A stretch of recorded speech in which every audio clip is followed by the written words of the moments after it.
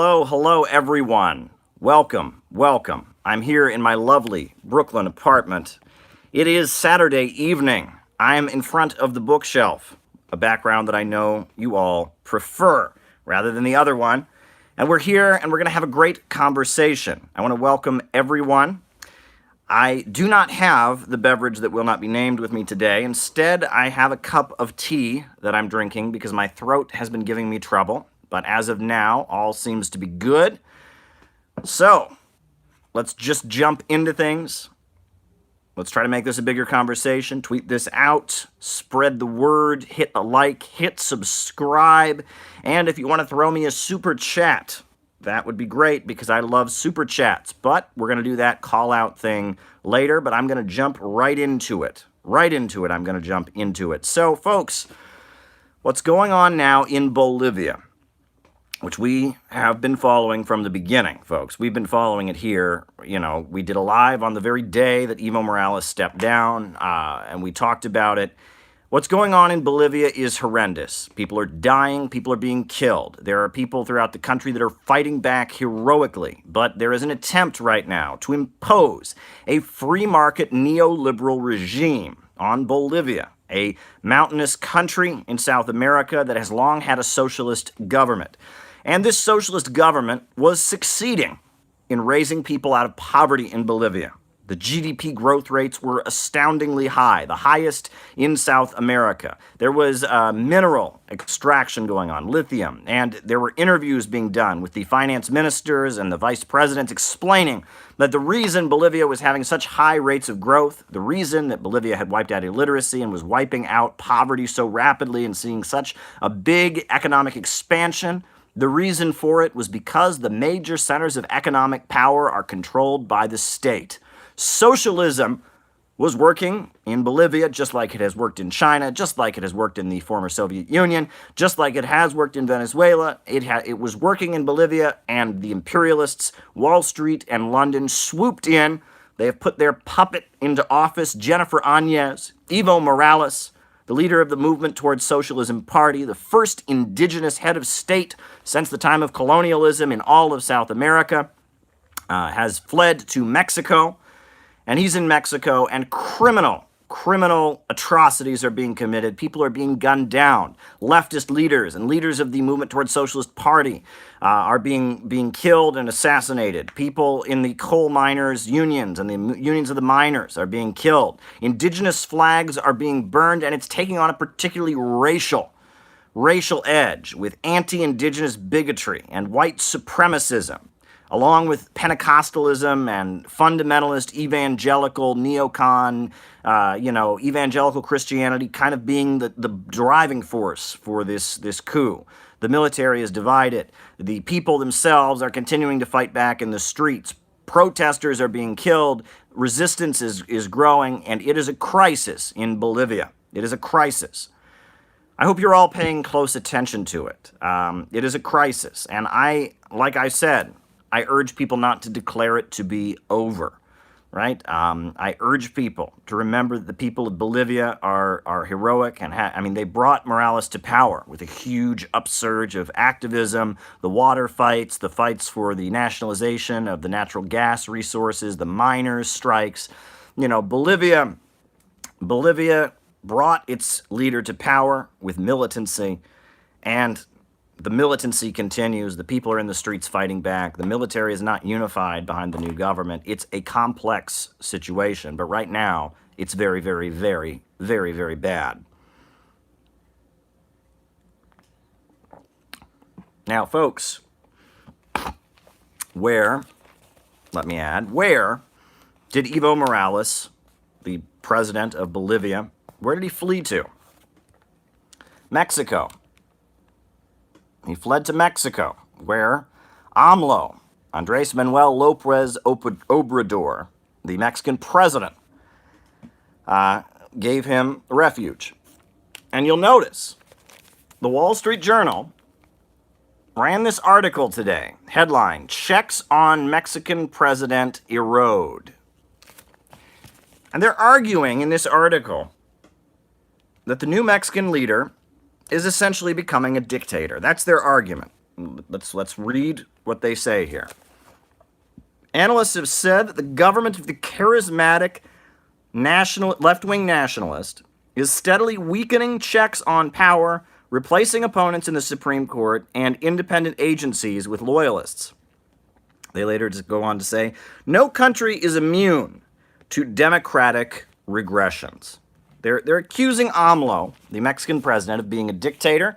And then below that, right below the headlines accusing him of being a dictator, they write, López Obrador presses U.S. on trade deal.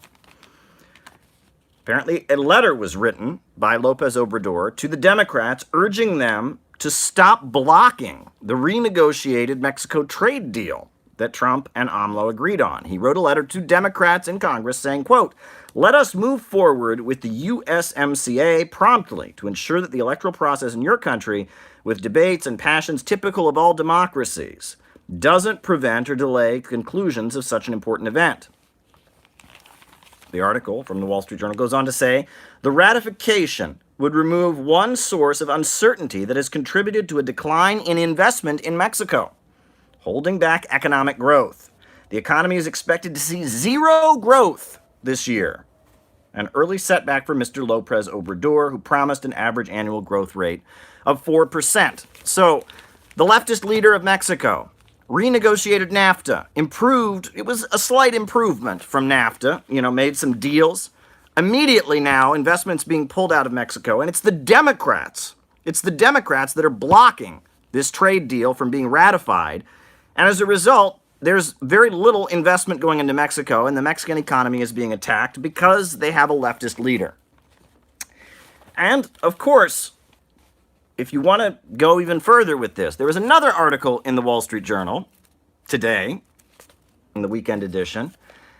Will the U.S. bring down the WTO, the World Trade Organization, the trade deal, the international court, essentially, where unelected corporate leaders get to make decisions about countries' trade policies. If countries want to protect their industries, if countries want to enact tariffs, if countries want to nationalize things, if countries want to set up labor laws that protect their workers, well, they have to get it approved by the World Trade Organization, the WTO. And there is a fear among the ruling class of the United States that Donald Trump will bring down the WTO. Not only will he pull out of it, but he will bring it down.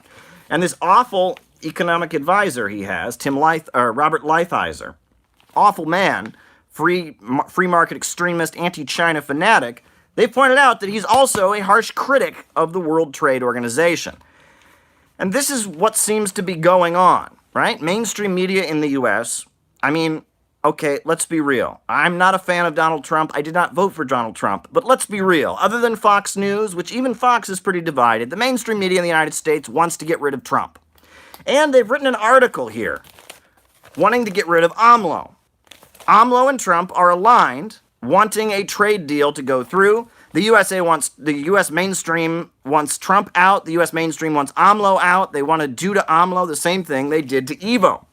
There is a division within the U.S. ruling class regarding the World Trade Organization, regarding globalization, regarding a lot of the deals that were made during the 1990s. The World Trade Organization, the International Criminal Court, the Bretton Woods institutions, the IMF, and the World Bank. These institutions, which were championed by George Soros, championed by the Democratic Party, primarily the Clinton administration, what they refer to as the globalists, meaning the forces that favor global neoliberalism, see Trump as a threat, they see AMLO as a threat, they see Russia as a threat, they see Bolivarianism as a threat. Meanwhile, the Trump forces, the new right in the United States, the Steve Bannons, the AfD in Germany, the Marine Le Pens in France, they want neoliberalism in one country, right? They're saying, hey, we're not concerned about these international neoliberal institutions that go gutting economies all over the world, beating people down globally. We don't care about that. We want to build a wall around our countries, and we want to enact extreme free market policies at home. That's the divide. It is global neoliberalism, which might mean that you have to slow down on some of the austerity at home, right? Jeffrey Sachs, who was the champion of neoliberalism in Russia, the champion of neoliberalism in Latin America, the butcher of Bolivia. I mean, Jeffrey Sachs, the economist, is responsible for millions of deaths in Russia in Eastern Europe, as he oversaw the looting of those countries, the rise in sex trafficking, the destruction of the welfare state. I mean, Jeffrey Sachs oversaw the economic demolition of the former Soviet Union and the former socialist bloc in Eastern Europe. He oversaw the economic demolition of Bolivia prior to the rise of Evo Morales. Jeffrey Sachs, the Columbia University psychopath, libertarian, free market economist, right? In Bolivia, he was celebrated because he did a Pinochet-style economic reform without a Pinochet-style coup. They said he did Pinochetism without a Pinochet. That was Jeffrey Sachs' glowing achievement. Well, now, Jeffrey Sachs and Soros realize that the neoliberalism of Latin America and Eastern Europe in the 1990s was a little bit too extreme, and it resulted in the rise of Bolivarian socialism and the rise of the Putin government in Russia. However, they are saying at this point, we need to maintain international hegemony. So we need to slow down, especially on neoliberalism at home, keep the welfare state intact, maybe give people some free college and free healthcare, so we can wage an all-out war to maintain the global capitalist international economic order, right? Keep the World Trade Organization in power, keep the IMF and the World Bank where they're at. That's what they want. And if that means that we got to give some people some free health care and education at home, well, fine, okay, but the focus should be neoliberalism abroad. And they see the climate catastrophe, folks. They see the climate change issue as a way to push neoliberalism, right? If a country in Africa wants to build a new power plant, well, that's bad for the environment, don't you know? And we're going to force that African country to sign a treaty that they will not. They'll build some solar panels, and that's not enough power to do anything, and they'll remain a dirt poor, impoverished market. They want to use the environmental issue. They want to use the environmental issue, number one, and they want to maintain somewhat of a welfare state in the first world so that they can wage an all-out struggle to keep the Western economic order in power. That's one faction. That's the Hillary Clinton faction. That's the Democratic Party faction.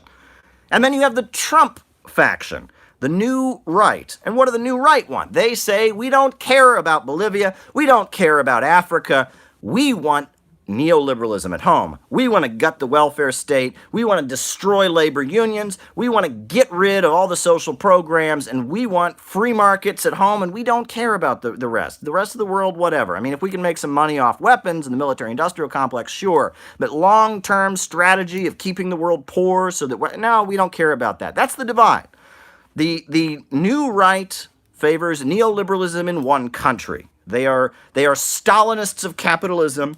And the globalist faction, the Eastern establishment, the Western bankers, the Wall Street and London lot, they are Trotskyists of neoliberalism, and that's the difference, right? Jeffrey Sachs and his crowd are pushing to slow down austerity at home in order to make sure we can wage an all-out war against the Eurasian Economic Union, against the One Belt, One Road initiative, to keep countries as impoverished captive markets. While, on the other hand, you have the Trump wing that says, AMLO, hey, make a better trade deal. That's the difference here. And you'll notice the language that they are using to attack AMLO. Now, I read it to you before. I'm going to read it to you again, and then I'm going to read you something else. Because there's a lot of talk, I've noticed, about Bolivia, right? There's a lot of people who want to be like, oh, that's because they didn't have a violent revolution. You can't change the capitalist state, blah, blah, blah. They're missing the point. They're completely missing the point. I mean, they're right in a way, but they're missing the point. So this is their attack on AMLO.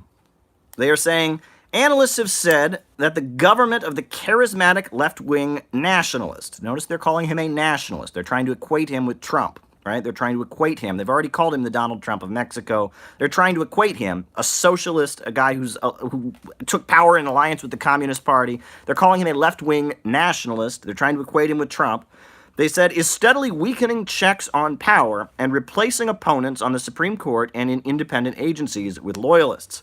And later they quote, some analyst as saying, no country is immune from democratic regressions. Well, folks, back in May, folks, I read you another article from the Wall Street Journal called The Crisis of Democracy by Larry Diamond. And in that article, Larry Diamond uses Bolivarian socialism in Latin America and the rise of Vladimir Putin in Russia to make his point. And here's what he says. In one country after another, elected leaders are gradually attacking the deep tissues of democracy. The independence of the courts, the business community, civil society, intel agencies, and the police, whether the agent of destruction is a right-wing nationalist like Putin or a left-wing Bolivarian socialist like Hugo Chavez in Venezuela, the effect is the same. The structures and norms of democracy are eviscerated, and what remains is a hollow shell. So this is basically how the imperialists see it. Right? If you're around the world and you elect somebody gets elected and they're a socialist or an anti-imperialist or a leftist, that's all well and good. But they have these policing agencies that do training with American policing agencies, and you can't touch those. They've got these courts that have been set up to rule and make sure that Western capitalism stays intact, and you can't mess with those. They've got these business communities where Western corporations dominate and have all the power. You can't mess with those. They've got intel agencies that cooperate with the CIA and with MI6 in London. You can't mess with those. That's the thing. You're allowed to get elected, but when you start, as they put it, what do they say here? Attacking the deep tissues of democracy. Meaning, if you change the way the courts function, if the courts start fighting for the people of your country and not doing the will of Wall Street, you got to get out of there. That makes you a dictator. If the business community, if they start seizing property and changing property relations and controlling the economy and not letting the business community, by de facto, serve Wall Street in London, well, then you got to go. If you start utilizing the police not to protect the private property of Western corporations, but to actually serve the people, then you've got to go. This is what they object to. If you start changing the nature of how the state apparatus and the economy functions, if you take power, and even if you have vast popular support to do it, right? Elected leaders, in one country after another, elected leaders. If you do what Evo Morales did in Bolivia, if you do what has been done in Venezuela, if you do what Putin has done in Russia, if you get elected and you start to change the nature of society, right? If you get elected and start forcing the policing agencies and the intel agencies and the military to serve the people and not just do the bidding of Western corporations, if you get elected and have the business community controlled and you mess with the economy in order to make it serve the people, not the profits of Western corporations, that's dictatorship. See, independence, the tissue of democracy, this all means when these institutions function the way they're supposed to function, Wall Street capitalism wins. But when elected leaders, when populations come together and they say, we want our courts to change, we want our economy to change, we want our military to change, we're tired of capitalism, we're tired of imperialism, we want our society to change. When leaders start to change the nature of society, Western capitalism says that's dictatorship, even if that's what the people want. Right? Even if that's what the people want. The people of Venezuela, the people of Bolivia wanted in big numbers for their courts to change, for their economy to change, for their police to change. But according to them, that's dictatorship. It's not about the difference between democracy and dictatorship is institutions. When the institutions of society that are de facto supposed to serve Western capitalism start getting changed, it becomes a dictatorship. That, according to the voices of Western capitalism, is what AMLO is doing in Mexico, right? They see it coming. That's what Chavez did in Venezuela. That's what Evo Morales did in Bolivia. That's what Putin has done in Russia. They will not allow leaders around the world to change the way these institutions work. That's what they will not allow. And that is the situation that we've got here, right? Wall Street and London are in an all-out war to control the world. There is a nationalist, isolationist, neoliberalism in one country faction that is fighting them at home. And globally, there is Bolivarian socialism, there's the One Belt, One Road initiative, there's the Eurasian Economic Union. All over the world, people are rising up to reject the international rule, the rule of the globalist neoliberal free market institutions, the IMF, the World Bank, the World Trade Organization, the International Criminal Court, Jeffrey Sachs. There is a global uprising going on against the dominant faction in capitalism of the 21st century. The Eastern establishment, the Wall Street London monopolies, the four super major corporations. This faction, this globalist faction, George Soros, Jeffrey Sachs, the Clintons in the United States, the Blairs in Britain, Barack Obama, this faction, the European Union faction, this entity, the Wall Street and London banking elite that want one global economy in which they manage people almost like cattle, and they do it in a rather sensible way. They're not all out for their own profits. They have kind of a plan. This is Rhodes Round Table, the Round Table Group. This is the Council on Foreign Relations.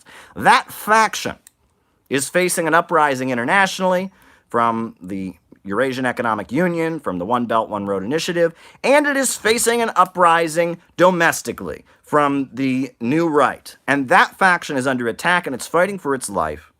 And everyone has seen, we have seen, since the fall of the Soviet Union, what a disaster their policies really are. We saw, Latin America in the 1990s when people were starving and the electricity wasn't working in Venezuela, and people in Bolivia got arrested for collecting rainwater on their rooftop because that water belonged to an American company that the government auctioned it off for. That was a disaster. We saw in Eastern Europe in the 1990s how sex trafficking went through the roof, how Russia's population went down by like 10%, with people fleeing the country or just dying. The suicide rate was through the roof.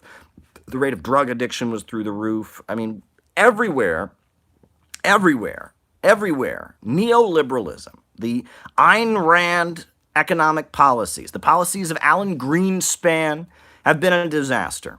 And there's an uprising going on against them. And in the United States and in Western Europe, the people that are carrying out that uprising don't object to capitalism. They're the far right. They're the nationalist current. And in the developing countries around the world, it's socialism that is the alternative, but everyone is rejecting this particular faction, right? That seems to be the reality of the situation that we're in. That is the world as we understand it. That's what's happening. That's why AMLO and Trump seem to be agreeing about this new trade deal, and the Democrats are the ones holding it up.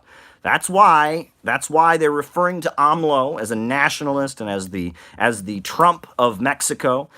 That's what this is. That's why they call Trump a dictator. That's why there's Russiagate and the constant equating of Trump with Putin, is that Putin and Trump are up against the same faction.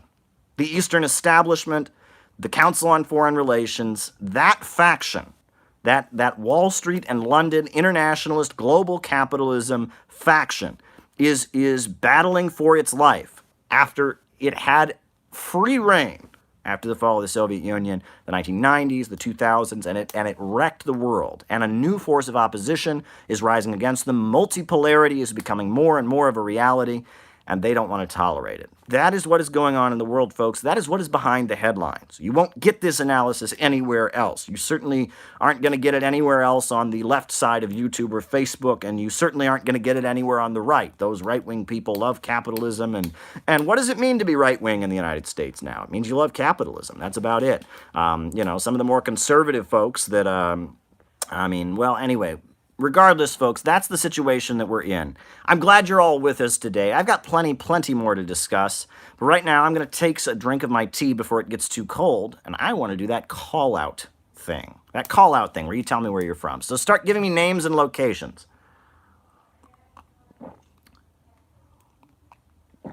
Names and locations, folks. Let's see who's with us this evening. I'm having a great time. Boston, Massachusetts. Bay Area, Maryland Joe, David Schaff, Albany, New York, Lawrence Chu, Tim in Liverpool, UK, East Germany, Atatis, Los Angeles for the holiday, Mark from California, Springfield, Washington State, Edinburgh, Heidi Edelweiss, Christopher Semchik in Cleveland, Tommy Farras in San Diego, George in Austin, Texas, I don't care if they ignore me. Cancun, Mexico. St. Louis, Missouri. Alex Giovanni. Stanley Stan Lin in Long Island. Schließ in Sacramento. Western Ukraine, Orlando, Florida, Norway, Shaniqua from Buffalo, New York, Fort Bragg, California. Wow, wow, folks, wow, wow. Providence Community Cafeteria. Wow, Madrid in the Iberian Peninsula.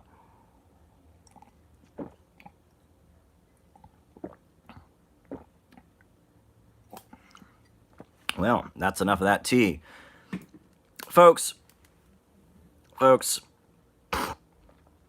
oh, thanks for the super chat from Bryher, watching from Tampa, Florida, USA. I do love super chats, folks, and if there's something you want me to touch on, the best way to get me to do it is to give me a super chat. Thank you very much, Bryher. St. Louis again, Western Ukraine. Yeah, we're having a great time, folks. Hey, Caleb from the UK. What is your opinion of Fully Automated Luxury Communism by Aaron Bastani? Well, I haven't read the book, and I actually need to. You know, I know that the name is taken from a meme on the internet that was kind of used to mock socialists. And thanks, Mike Bendito, for your super chat as well. The thing is, though, I haven't read the book. I did see the New York Times had highlighted. I skimmed the article the New York Times ran highlighting that book. But the reason that book, I think, is important is because the name is pointing towards something that really distinguishes Marx from the New Left, which is Marxists believe in economic growth and believe in historical progress.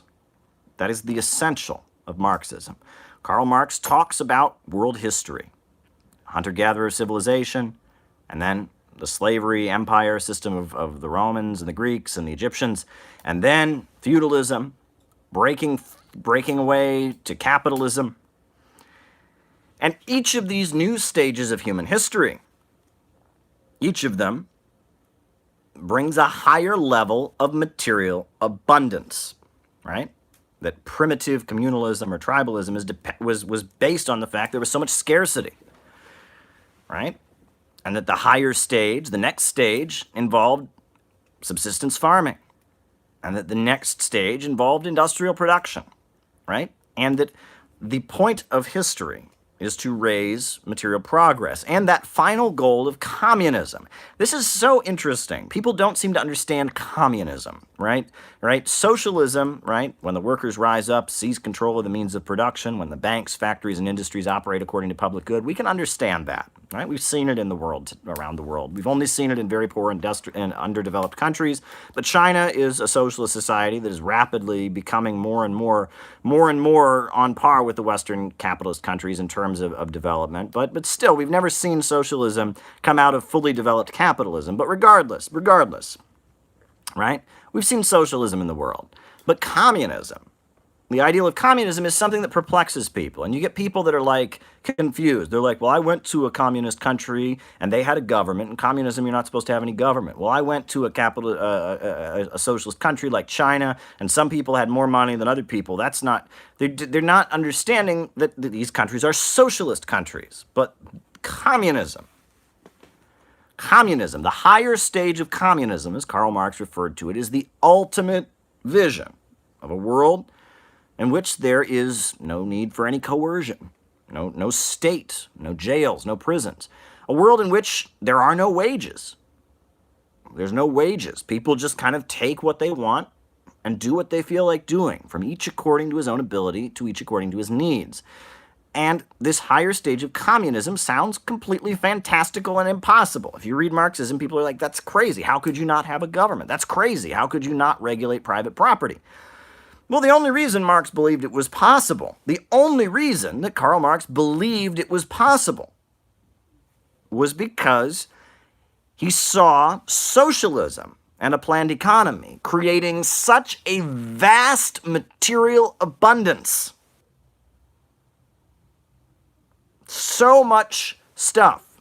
The productivity of the individual worker expanding so much, technology so much expanding. So much of an expansion of the means of production and of the technological apparatus that there'd be so much stuff that there wouldn't be any need to hoard anything. Someone once made the analogy of a rich family versus a poor family and how they operate a refrigerator. In a low-income family, the parent has to regulate that refrigerator. That kid can't just go in there and take whatever they want because, there wouldn't be any left, right? In a low-income household, food is carefully regulated, right? The parent has to keep control of that refrigerator and make sure that those food items only come out when they want them to come out, keep track of everything in that refrigerator. That refrigerator must be operated in a very authoritarian manner. The amount of stuff in it must be regulated. People can't just go in and take what they want because there's a shortage, there's scarcity. But in a wealthy household, in a very, very, very wealthy household, the kids just walk over to the refrigerator and take whatever they want. When they're hungry, they walk over to the refrigerator, they grab an apple, they grab, candy, whatever. There's no need to regulate it. And why is there no need to regulate it in the wealthy family? Because there's so darn much of it. The only way that Karl Marx's ultimate vision, the ultimate higher stage of communism, the only way that is conceivably possible is if there is so much stuff and technology is so rapidly expanded that the need for any regulation, the need for any coercion kind of goes away. Yes, that in a state where there is so much abundance, the need for wages, the need for coercion fades away, right? Vast material abundance. And the new left, the 1960s new left, has largely abandoned this vision. So when this guy talks about fully automated luxury communism, luxury space communism, that's what he's alluding to, is that if you read classical Marxist literature, if you read the Marxism of China, this is what China believes. If you read the Marxism of the Soviet Union, this is what the goal was. The goal was to vastly increase productivity, vastly increase material abundance, to the point that we could get to this goal of a high-tech, fully automated luxury future. And we know now that the only way that would be possible is if we started to utilize, and I know this sounds all crazy, and as soon as I say this, everyone's going to go, oh, there you go. But the truth is, the only way we could generate that much material abundance, the only way that would be possible is if we started getting resources from outer space, right? I mean, that's reality. We started mining the moon. We started mining Mars. We started mining other planets, mining asteroids. I know that all sounds crazy. People roll their eyes. But at some point, technology would have to increase to the point that you could start doing that. We don't, when people talk about limited resources on Earth, they're right to some degree. Now, the fuel source has got to change also, right? Fossil fuel economy has to go. We can't be a fossil fuel economy and continue. We need to get higher. We need to get nuclear power. We need to get fusion energy, fission. I mean, we have to get out of the trap of the fossil fuel economy. And we also need to start getting resources from other planets. So we know that. So I guess probably what that writer is referring to in his book, which I haven't read, I need to just order it. I think after this I will put in my order on Amazon for that book. But what the writer is getting at is that Marx's ultimate vision of communism is, it basically follows the meme, the internet meme, fully automated luxury space communism. And that became a meme on the internet. People actually made it an acronym because they were making fun of Marxists. This was the anarchist current. This was the folks in the American pseudo-left taunting Marxists because their economic theory is premised on endless, uninterrupted growth. And the primary way that Marxism has been undermined, the primary way that the new left, with its pessimistic, anti-human worldview, the primary way they have infected the left is by pushing the idea that growth is bad, and growth is not possible, and that primitivism should be ideal. And it's crazy. The definition of anti-imperialism has changed, right? If you read Lenin's book, Imperialism, the Highest Stage of Capitalism, Lenin describes that imperialism is about keeping countries underdeveloped. It's about keeping countries poor. when the British were occupying India, they made a point of promoting the most primitive aspects of that society. The caste system, the oppression of women.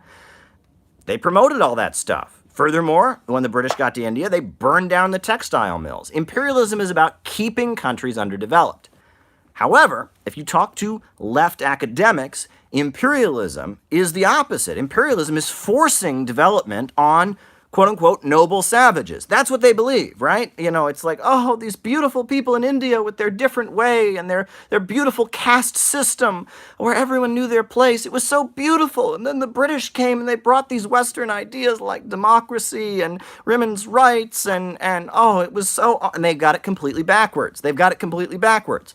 The colonizers always reinforced the most primitive aspects of the countries they were colonizing, and always did everything possible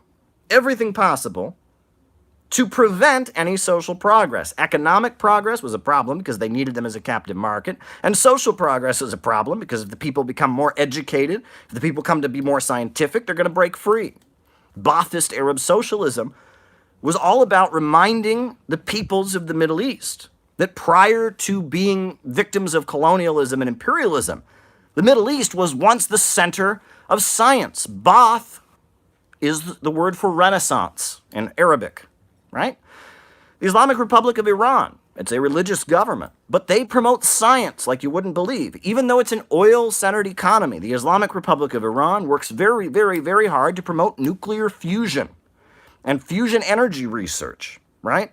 That there is an understanding. Countries that are anti-imperialist, that are fighting to break out of the imperialist system, are constantly fighting to be more scientific, more modern, and the Western colonizers are constantly trying to push the most primitive, backward ways, right? Like Nicaragua. Who are the main people? Who are the main people that the imperialists have used to stir up unrest, to stop industrial projects in Nicaragua? It's been these indigenous groups that are against technology. It's the equivalent of the Amish, right? The anti-technology indigenous groups. The majority of the people in Nicaragua are indigenous. However, the anti-technology cults are loved. These people are against technology, right? They don't believe in using technology, but somehow they're totally okay with getting on planes and flying to the UN to give speeches against the Sandinistas. The same for Bolivia. Evo Morales was indigenous, folks. He was an indigenous leader. He was the first indigenous head of state. He practiced indigenous religion along with Roman Catholicism. The majority of the indigenous population of Bolivia supported Evo Morales, but the NGO apparatus found these cults of anti-technology indigenous folks, put them on planes, and flew them to the UN to give speeches about, oh my God, Evo Morales is going to build a road. Our religion, we, the indigenous people, don't believe in roads. It's against our religion. Evo Morales, the majority of people in Bolivia wanted those roads, and the majority of people in Bolivia were indigenous, right? But that was the understanding of imperialism. Imperialism was about keeping people poor, reinforcing primitive traditions, right? Reinforcing anti-technological development. That's what imperialism was. However, the new left has completely flipped it. Now, Ramiro, shout out to Ramiro out in Los Angeles, he pointed out the Mosquito Coast forces in Nicaragua worked with the Spanish colonizers. Well, of course they did.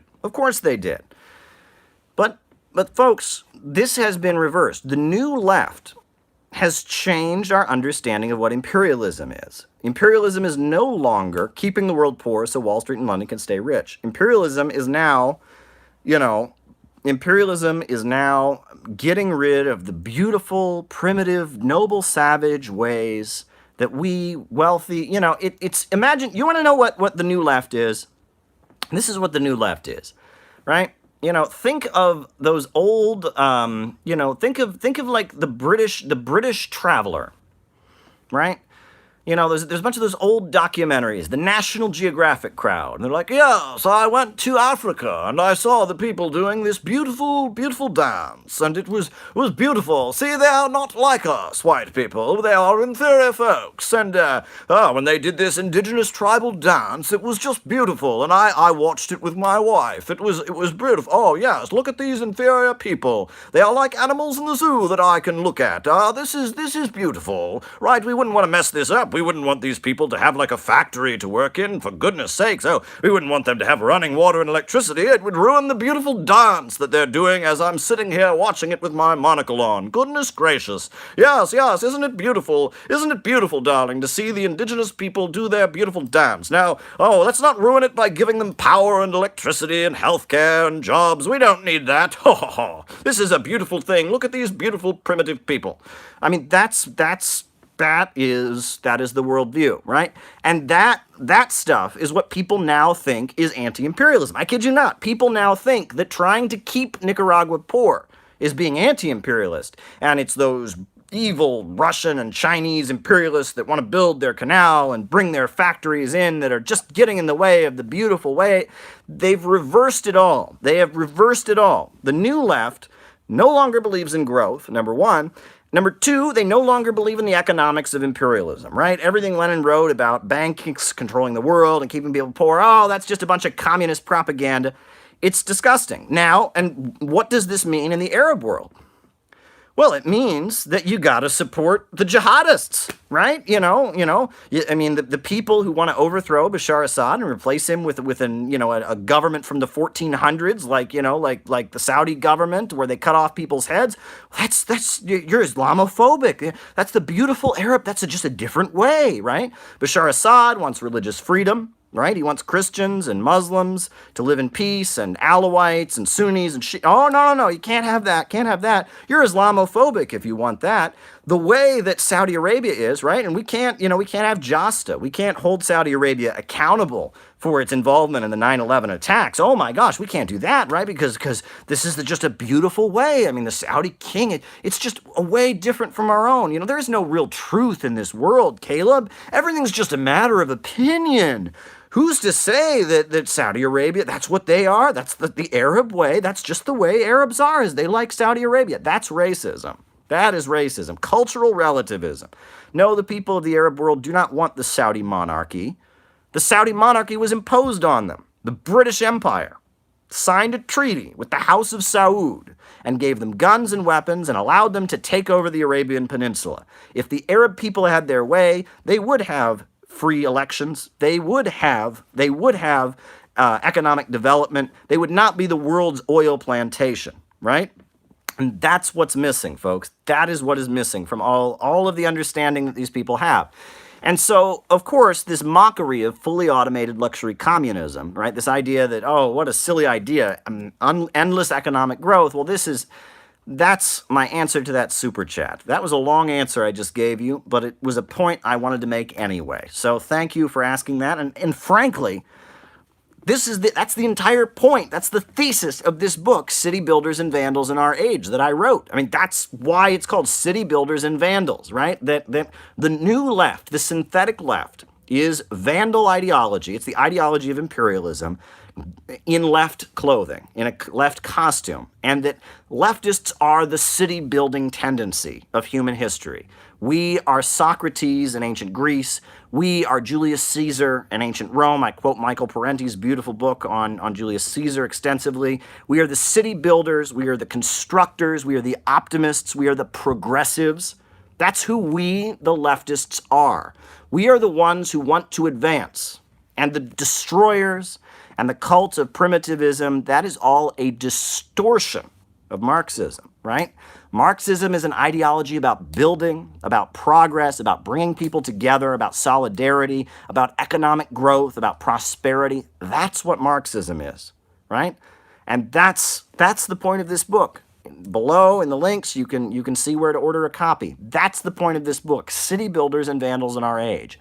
We are the city builders. Marxists are the city builders. Folks, I've quoted this poem before, but it really really, in essence, puts together my worldview. I was told this poem by an old communist, and it's not a communist poem. It's something in Americana. No one even knows who wrote this poem. It's on the internet a bunch of places, written by Anonymous. I sure as heck didn't write it. A beautiful poem that really summarizes my worldview. You ready for the poem? I'm sure some of you have heard it before, so deal with it. On a busy street in a busy town, I saw them tearing a building down. With a ho-heave-ho and a lusty yell, the men swung a beam and a sidewall fell. I said to the foreman, "Are these men skilled, like those you would hire if you wanted to build?" The foreman just smiled and said, "No, indeed. Unskilled labor is all that I need, for I can easily wreck in a week or two that which took builders years to do." So I thought to myself as I walked away, which of these roles have I chosen to play? Am I a builder who builds with care, measuring life with a compass and square? Am I living my life by a well-made plan, striving to do the best that I can? Or am I that type that scours the town, content with the labor of tearing things down? Right? I heard that poem, and that really just captures my worldview. I am a city builder. Marxists are city builders. We are the city-building tendency in human history. We are advancing. We're building a new life. We are changing things. Folks, I grew up in a rural area. And I mean, I will say that there is bigotry, some level of unfair bigotry and discrimination against people in rural areas. That's true, right? And that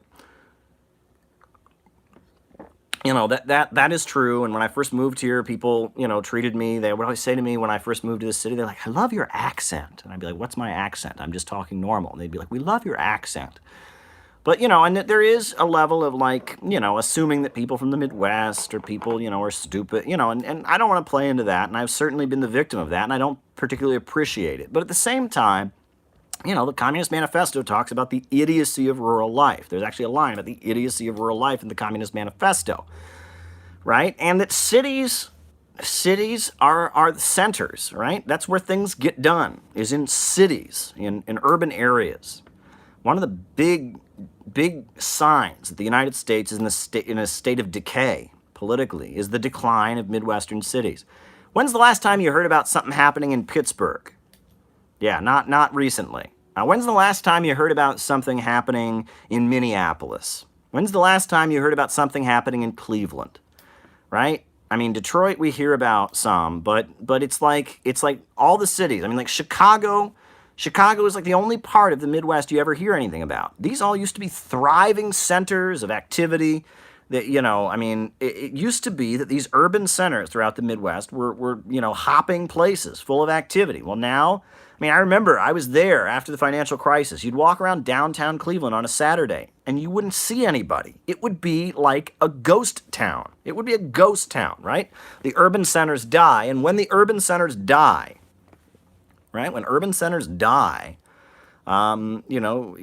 societies are dying, and people are fleeing to the coasts. We know that right now. My graduating class in my small rural town was about 115 people. I'm not the only one to have moved to New York City or to have moved to California. Very few people can survive. The economy of the interior of the Midwest of the United States has just been gutted. It's just been gutted. Socialism works to eliminate the contradiction between city and town. Evo was trying to do that in Bolivia, says Ramiro, and he's absolutely right? And that is one of the planks that Marx talks about. The planks of the Communist Manifesto was to eliminate the contradiction between the city and town, right? New York City, the real estate is astoundingly high. The price for real estate is astoundingly high. But folks, I got to tell you, I love New York. I was going to talk about this before, so this morning I got up, and I went out.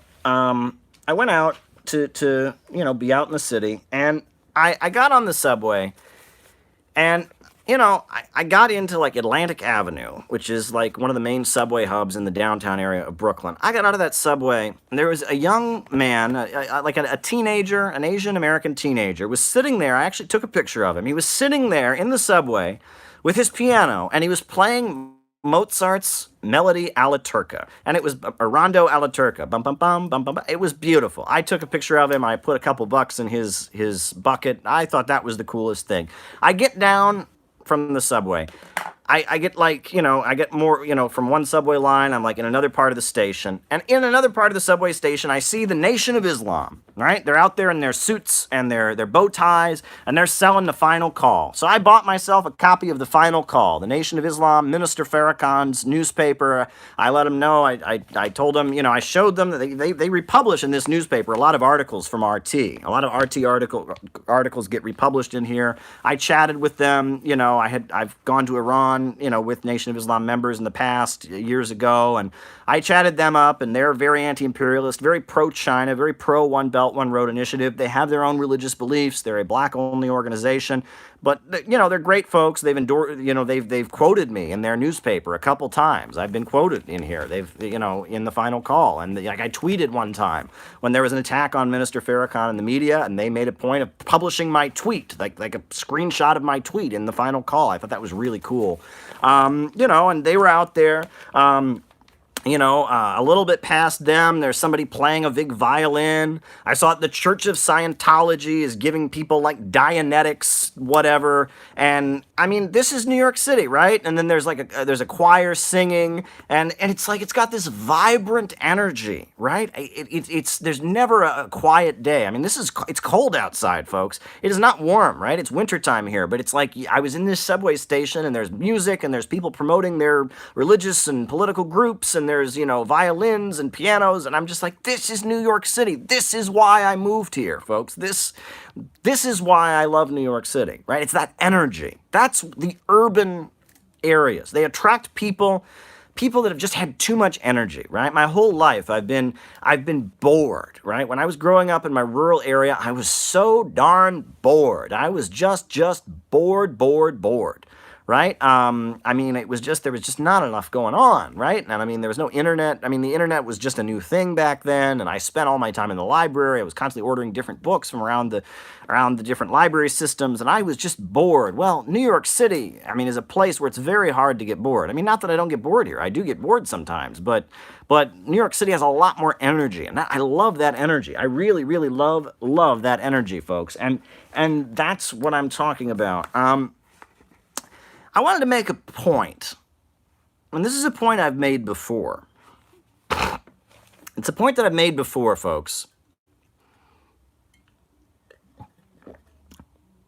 But I wanted to make it again, because I fear that one of the big problems we have in the United States right now is over-socialization. But before I make that point, if you're just now joining us, welcome. Please tweet this out. Please share this on social media. If you want to give us a super chat, that would be great. If you want to hit the like button and the subscribe button, that would be great. Folks, I'm welcome. I'm glad you're here with us. I'm having a lovely chat with you here this evening in my Brooklyn apartment. And I wanted to talk to you about over-socialization. Over-socialization. So what is over-socialization? Folks, so human beings, we are a collective species. We are a collective species. When you walk into a room, to some degree or other, you're aware of the expressions on the faces of the other people. You're aware of how they react to you. Because we're collective. It's built into our psychology as human beings to be aware of other people, to notice nonverbal communication, not even consciously, to pick up on it subconsciously. We're all tuned in with other people, and we should be, right? And a lot of times people that are unwell, right? Have you ever talked to a homeless person who's like schizophrenic, right? This happens a lot. I go out and interview people on the street. Every so often you get a homeless person who will want to talk to you, and you'll ask them, so like, what do you think of Donald Trump's latest move? And they'll say, the toilets in China on the trains are empty, and that's why they need a new sewage system in Brazil. And you go, what in the world are you talking about? Well, that's the thing. Their insanity, I don't want to call it that, but it's like their ability to communicate has been restricted. They're not as tuned into other people, right?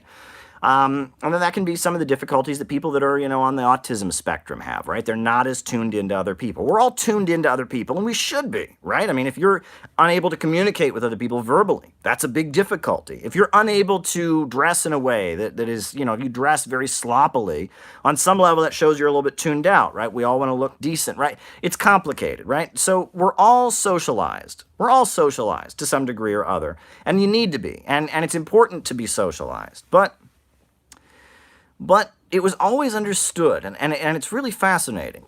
It was always understood that some socialization is good, but you should always stand on your principles, right? I mean, what is the symbol of the Christian religion, for goodness sakes, right? It's a man who was so rejected by society, he was nailed to a cross and killed in a pretty brutal and ugly way. And the idea was, well, Jesus Christ stood for a principle. He stood for a principle, and other people didn't approve of it, but he stood on principle. That's always been underlying, right? We all want to be socialized, but at the same time, we want to stand on our principles. But we've started to see a trend developing in the Western world. We've started to see a trend where there's this feeling that one should be completely socialized and not stand on their principles. For example, McCarthyism. Right? After the Second World War, McCarthyism got going. And they started making lists of people that were, supposedly communists. Right? And they had different categories. Very interesting during McCarthyism. They had, the FBI had different categories of people. You can't make this up. It really exposes how odious the whole thing is. So, if you were a straight up member of the Communist Party, you were a communist. Then, the FBI, according to their category, if you were somebody who went to Communist Party events, maybe donated some money, joined with communist activism, but never joined the Communist Party, you were a fellow traveler. But then they had another category. There was another category that they had, a third category, premature anti-fascist.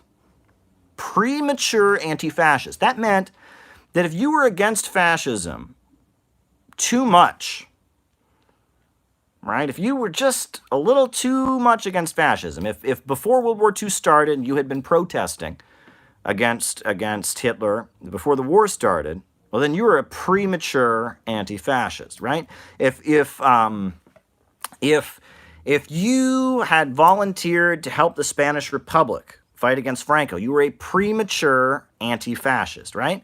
And that applied to even today, right? If there was some fascist government that the USA was supporting around the world, and maybe you didn't support the communists, maybe you weren't a communist fellow traveler, but you just couldn't bring yourself to support the dictatorship that the USA set up in Guatemala, well, then you were a premature anti-fascist, right? They had all these categories for people, and if you were deemed to be a communist or a communist fellow traveler or a premature anti-fascist, then at that point, they would make sure you couldn't get a job. They would go after you, right? And the thing was, it was about creating an atmosphere where people wouldn't take political stands. This is very important, based on their principles.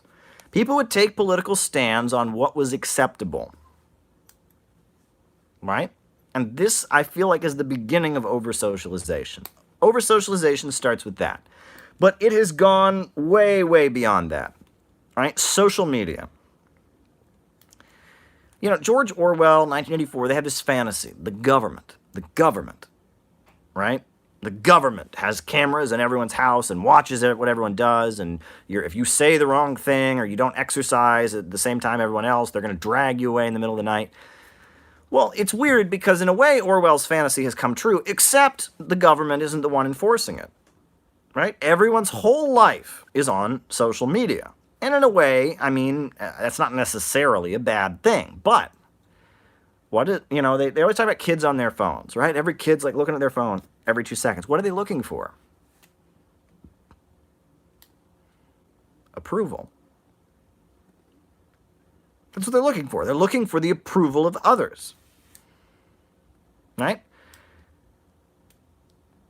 Everyone wants to get everyone else's approval. And it's taken this, what is natural. When you walk into a room, you see whether the people are happy or how the people are feeling. You should be tuned into other people. But social media has taken that to another level. where people are really afraid. They become weakened. They're constantly looking. Do other people like me? Oh, I just posted this picture. Only 10 people liked it. Oh my God, 15 people liked the other guy's picture. What am I? And cancel culture, right? We know about cancel culture. A lot has been written about cancel culture, right? Somebody takes a political stand on something and they're toxic for life. They're doomed. How dare they? And maybe years later they say, I was wrong. But they're canceled for life, right? They're canceled for life. Cancel culture. And that's the fear, is you'll be canceled, right? And it's, in a weird way, the Orwell nightmare has come true, except it's not a camera with the government watching you. We're all watching each other. And it's not that the government comes and drags you away. It's that you'll be canceled. Canceled, right? And they have created, right? They have created this situation where the over-socialization that kind of started in the McCarthy period has been escalated. I mean, really. I mean, we're at the point where people are so dependent on the approval of others, right, that they have lost that core principle. And then that gets to, and this is what must be said, is that in the past, the heroes, the greatest heroes, have been those who overcame their over-socialization and went out and did things that got them mass hatred and approval but were right. And then later they were recognized for being right. There's a very famous picture of the Little Rock Nine, one of the Little Rock Nine in Arkansas, right? When they ordered the schools, the public high school, Central High School in Little Rock, Arkansas, to be integrated. And there's this young African-American woman. And she has her books, and she's walking to class at Central High School. And there's a mob of people all around her, screaming at her, angry at her, this mob of white people, and this young African-American woman. She's got sunglasses on. Very famous photo. I hope you've seen this photo. And she's walking to class with a mob of people around her, expressing their disapproval. Right? But she's doing it anyway. Right? Because she was heroic, right? If she was over-socialized, if she was an over-socialized person, she would have said, oh my God, all these people disapprove of it. Oh my God, I'm just going to go the other way. But she didn't. She's walking through that crowd, sunglasses on, stoic look on her face, and she's walking through this crowd, the woman screaming at her. There's a young woman almost her age yelling at her. And we understand now that what the young woman was shouting at her was lynch her, lynch her. I mean, it was just, she's overcoming this whole crowd of people being so over the top. But she is such a strong person, and that her principles are so powerful that she's not bothered by it. And she's walking through this crowd of people, right? She is not over-socialized. That is the opposite of over-socialization. And it's not under-socialization. It's not like, the homeless person who can't talk to you and is like in their own little world. No, she knows that there's a crowd of people around her. She's very well aware of what all these people are saying to her. She's very well aware that her face is on television and that every Klansman and racist in the country and that they're all hating. She's well aware of it, but she doesn't care. She doesn't care because her principles are so solid, right? She is not over-socialized. Another great example, Joan of Arc. Joan of Arc. If you want to talk about a social nonconformist, right? I mean, this is a woman. Hears the voice of God, tells her to fight the English, goes and finds the king, forms an army, defeats the English. She puts on men's clothes, because only men could go to battle, so she just says, well, I'm going to wear men's clothes. She wears men's clothes at a time where that was considered to be a sin. It was actually a sin in the Catholic Church to wear men's clothes. And she forms an army. She's doing all these things. She's telling people she's hearing the voice of God. She forms this huge army to defeat the invaders, right? And eventually, she's burned at the stake. But she is considered the founder of the modern French nation state. She's a hero. She is a hero to the people of France. She is like the national hero of the French people, right?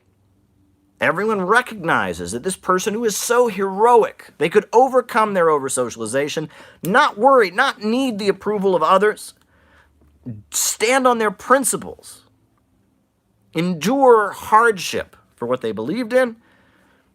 That was what a hero was. And again, I get back to what is the symbol of the Christian religion? Look at the crucifix. Christ on the cross for Christ's sake. Right? You know, this is somebody who's so unconcerned with being a conforming, obedient person, so defiant that they endure the harsh wrath of others and stand on their principles, right? Overcoming their over-socialization, becoming heroic, right? And that is what is missing. Social media has weakened that. Cancel culture has weakened that, right? This has all been eroded. This has all been eroded by our society. Young people have kind of lost the ability to be heroic. They have done studies, and this is not an accident, folks. This is not an accident. I talk about the Eastern establishment a lot. Folks, B.F. Skinner was the father of behaviorism.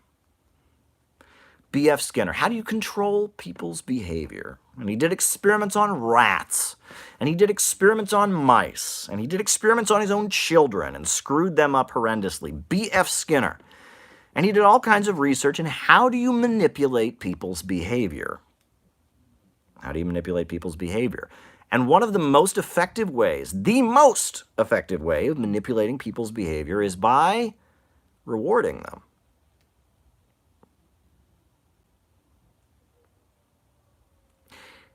You would think, oh, it's by inventing some kind of terrifying punishment, right? If you say that you're going to shoot somebody, everyone who does this. No. And criminal psychologists have talked about this. You can go to prison. You can go to prisons, and you can meet people who are guilty of the most egregious crimes. And you can talk to them. And in their mind, they did nothing wrong. They're the victim. Thank you, Mike, for the super chat. No, I kid you not.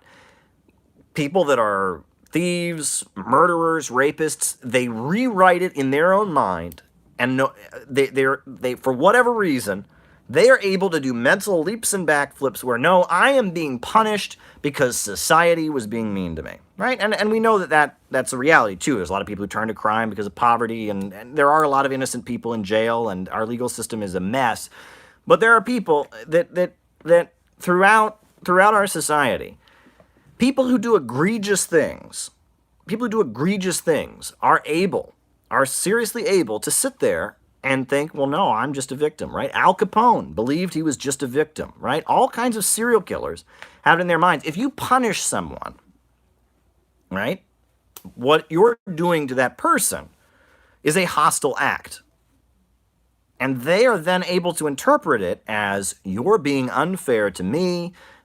They are a victim. Anyone who's punished can it's amazing, can write a narrative in which they are a victim, right? And this is very common, right?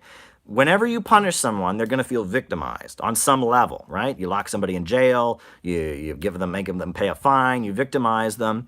Nobody who gets pulled over, even if they're speeding, no one when they get pulled over say, well, thank you, officer. I realize I was speeding over the limit. Thank you for enforcing the traffic laws that keep us all safe. Let me sign and say that I am complete. No one does that, right? When someone gets punished, they feel like a victim, right? And this is what was discovered by B.F. Skinner. So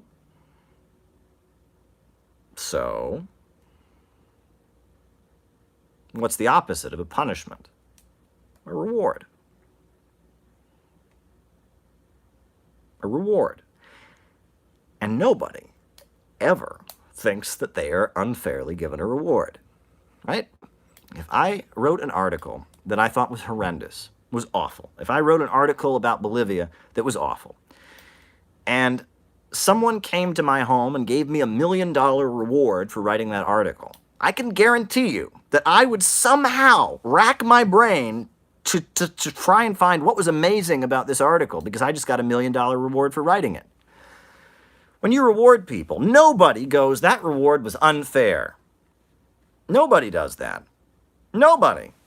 Right? When people want to believe they're worthy of a reward. You can reward people for nothing.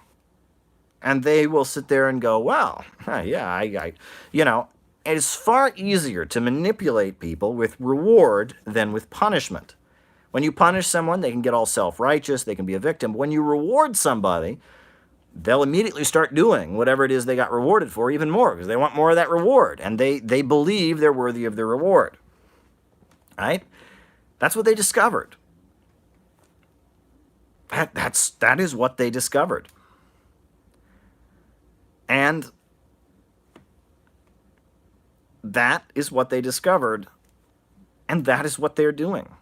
We all want that social media reward. We are chasing that social media reward like rats in a maze. We want the approval of others. We desperately want the approval of others. I desperately want your super chats. I'm just kidding. But, that's the situation here, right? Over-socialization, right? And our educational system has been set up to get kids constantly wanting a sticker, right? Let's be real about that. The right wing say, oh, this is every kid gets a trophy. It's not what it's about. It's not about kids not, life being too easy for kids. They're missing the point. They all like to sit there, every kid gets a trophy. When I was a kid, I never got nothing. These darn, you're missing the point. You're missing the point. That whole talking point, these kids, they're missing the point. It's way easier to manipulate kids with stickers.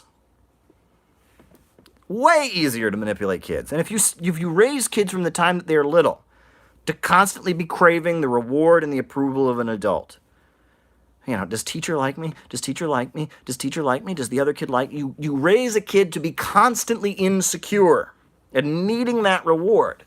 Oh my God, am I going to get the approval of others? Are people liking me on social media?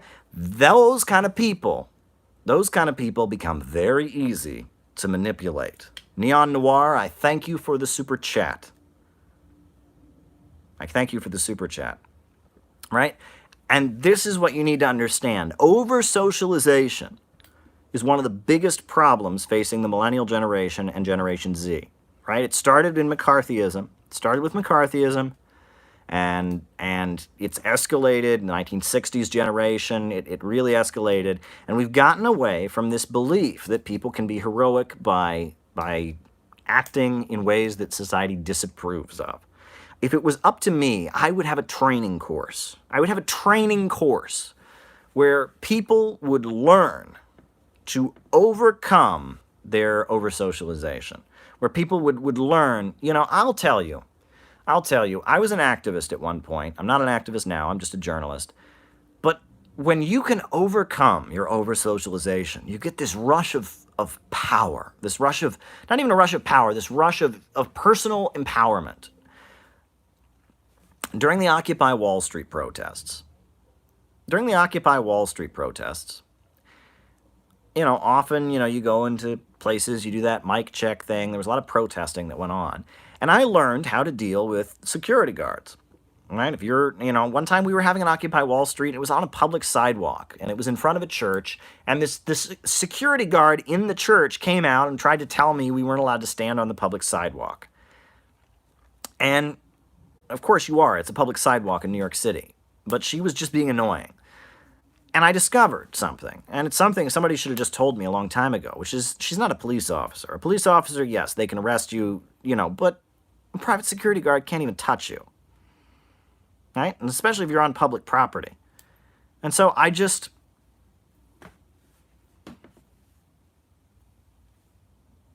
And so she's standing there, oh, you can't be here on this sidewalk in front of this church. You Occupy Wall Street protesters got to move. I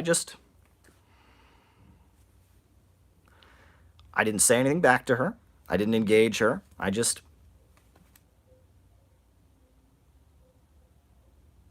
And it was the most amazing feeling. Because it drove her crazy. This security guard was like losing her mind. What do you mean? Can you hear me? I'm talking to you. And she was losing her mind. And I realized, I don't care. Right? And it's this really empowering feeling. There were times where we were protesting around different political issues.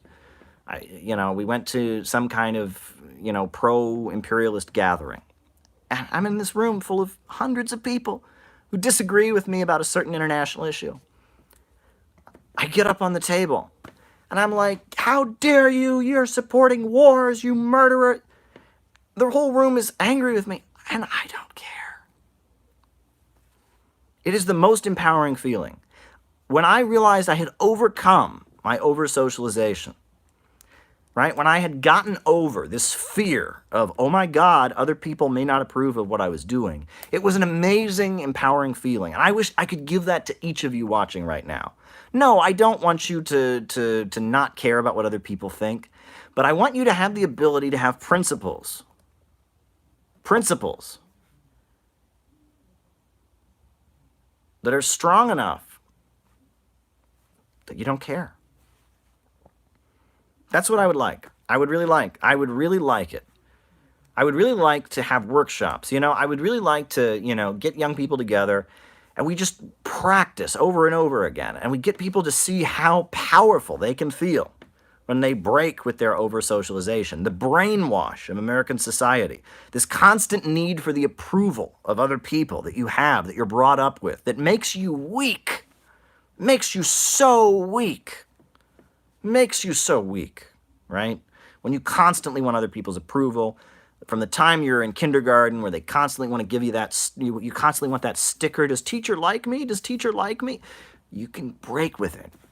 And it feels amazing. It feels really, really amazing. So enough about over-socialization. Folks,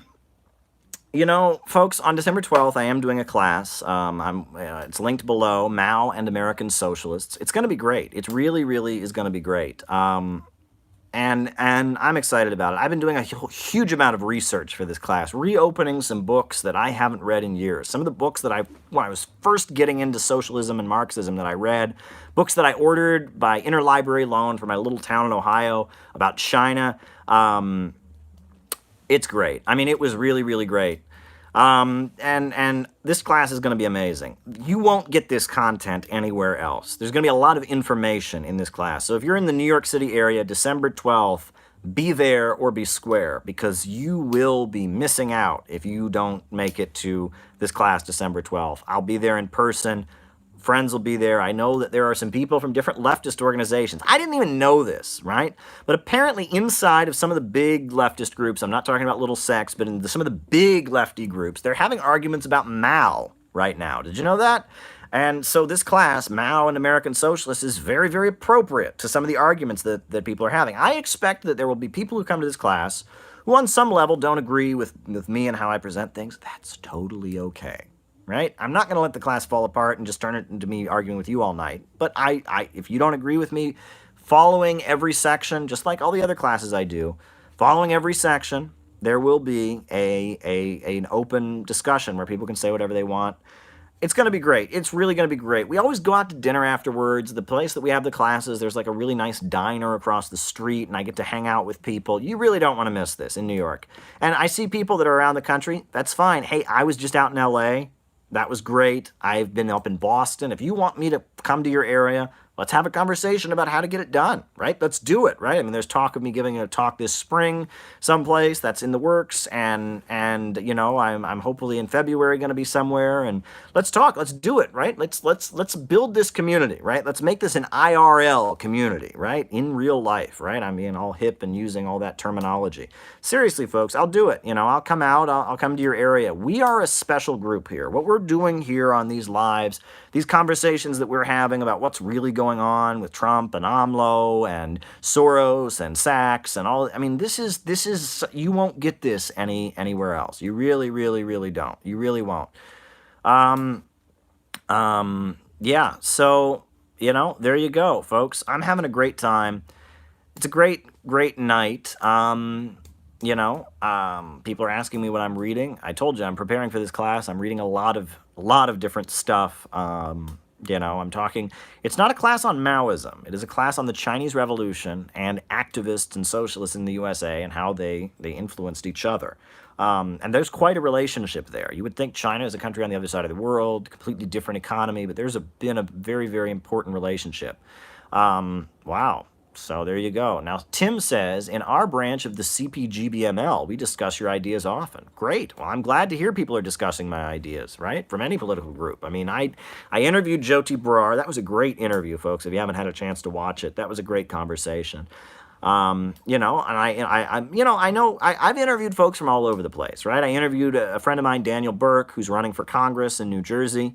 And he's a Republican, or he was. Now he's an independent, but he was running on the Republican ticket. I interviewed Chauncey K. Robinson, who does movie reviews and different articles for People's World, which is a newspaper affiliated with the Communist Party USA. You know, I interviewed my friend out in Los Angeles, Ramiro, who writes for Anticonquista, which is kind of a paper that focuses on Latin America and does social media work promoting Latin American anti-imperialism. I interviewed my friend Don, who lives in Moscow and has a great YouTube channel called Revolution Report. I'm open to having conversations with anybody, really. You know, I had a public debate with Augustus Sol Invictus, a white supremacist. Right? And I'll debate him, I can debate anybody, right? You better believe it. You better believe it. I debated, I don't know if folks remember, I debated Destiny. Do folks remember Destiny, right? Stephen Bonnell, the computer nerd, the video game guy who plays video games all day and yells at people on the internet. And he tried every, 8th grade dishonest debating tactic you ever heard, and I mean, he didn't expect me to come with facts, and I came with facts, and he was on there and he couldn't believe it. Debunk Bookchin for my social ecologist friend, says a super chat.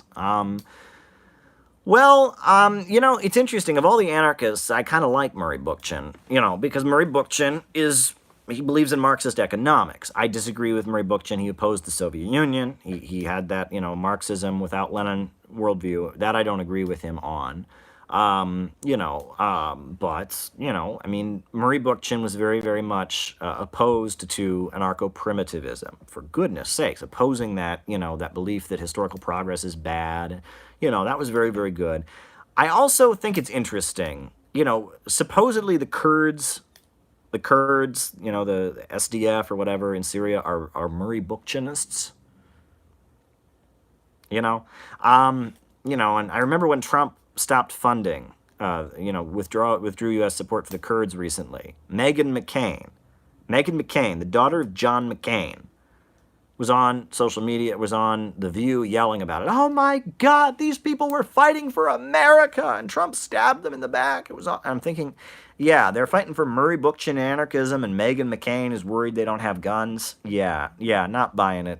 Not buying it, folks. I mean, maybe they are. I'm sure they are discussing Bookchin's ideas among the Kurds, and I'm sure that Bookchin's ideas certainly matter. He was an important anarchist thinker, but I really don't feel like the Kurds are fighting to create the Murray Bookchinist utopia. I think they're Kurds and they're fighting for Kurdish separatism, Kurdish independence, whatever you want to call it. I don't think they're trying to adopt the ideas of a New York City anarcho-Marxist.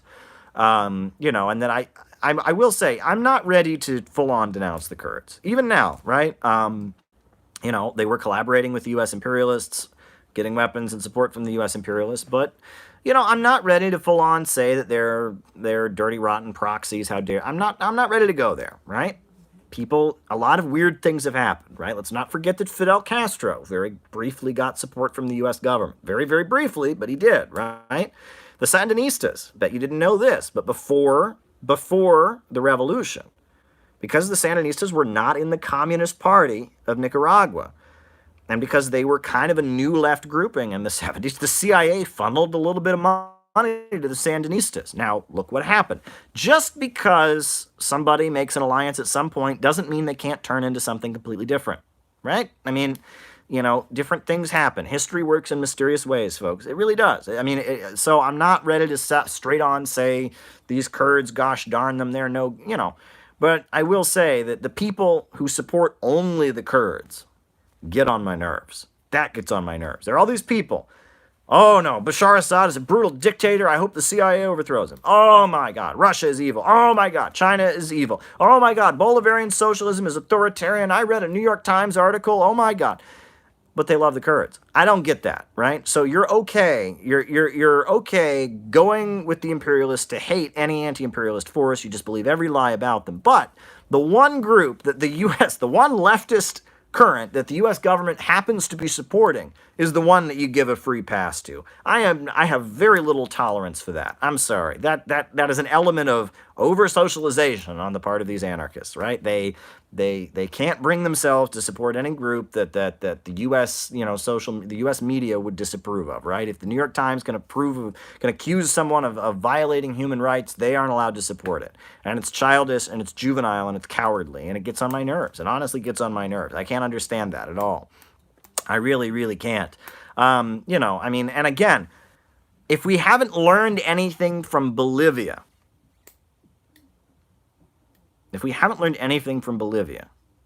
it's that the imperialists will never approve of socialism. Evo Morales, completely open, free and fair elections. The opposition had ads on television. The opposition protests were allowed to take place. Did nothing to crack down on them. Evo Morales. And did they go, oh, well, we may not agree with Mr. Morales, but he's a fair and square, upstanding? No, of course they didn't, right? Just like Venezuela. I've been to Venezuela, folks. The opposition, they bend over backwards to accommodate the opposition there. The people that burn food warehouses, the people that, that have assassinated government leaders, that have done all kinds of horrendous things, those people freely organized, but at no point do they go, oh, well, Venezuela is a democracy, so no matter what, when socialists win, it's a dictatorship. Like I said to you before, when we start changing the institutions, right? When those independent institutions, like the courts, like the economy, like the intelligence agencies, like the police, when those things stop working in the interest of imperialism, when you start changing society, it's by definition dictatorship. They have admitted that in the Wall Street Journal. Their definition of dictator is anyone who changes society. When things stop working the way they're supposed to work, i.e., Wall Street and imperialism winning all the time, when the nature of civil society changes, when we start building socialism, when society starts changing for the better, it's a dictatorship. And it will always be that way. It does not matter if the people approve it. It doesn't matter if you have a referendum every 10 minutes in order to get public approval. It don't matter. If we win, it's a dictatorship. End of conversation, right? That's how the imperialists see things. That's how Western capitalism understands dictatorship versus democracy. That's what it's about. It's not about elections, not about human rights, not about free speech. No.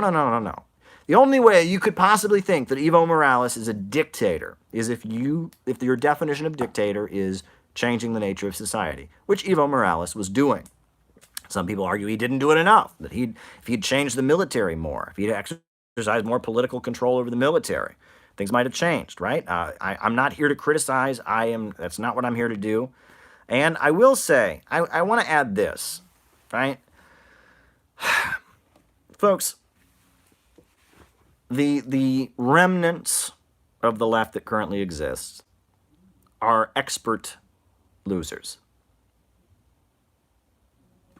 right? I really, it's beyond me. But, when Venezuela was building socialism, and still is building socialism, but when they were at the height of their socialism, it was very hard to find socialists who would write anything except Venezuela is under attack by the United States. All these economic miracles were happening. People were being lifted up out of poverty. I've been to Venezuela. I've seen what happened in these communes, how whole neighborhoods sprung up, and the left just didn't want to talk about it.